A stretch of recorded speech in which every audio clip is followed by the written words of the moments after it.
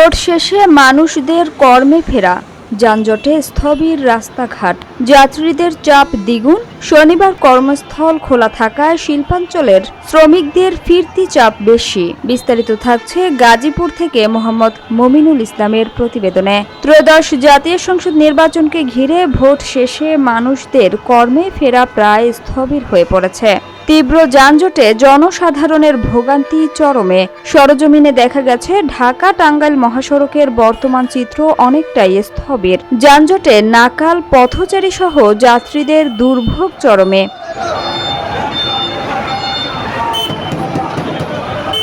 পথচারী এবং যাত্রীদের সাথে কথা বলে জানা গেছে, সুষ্ঠুভাবে ভোট দেওয়ার পর অনেকটা শান্ত লাগছে, কিন্তু তীব্র যানজটের কারণে একটু ভোগান্তি পোহাতে হচ্ছে। তাছাড়া বাস ভাড়াও বেশি।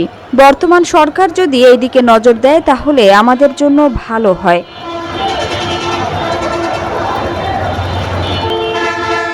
বাস ড্রাইভারের সাথে কথা বলে জানা গেছে, ভোটের কারণে আসলে মানুষদের কর্মে ফেরা, যাত্রীদের চাপ বেড়ে যাওয়ায় এই সমস্যাগুলো হচ্ছে।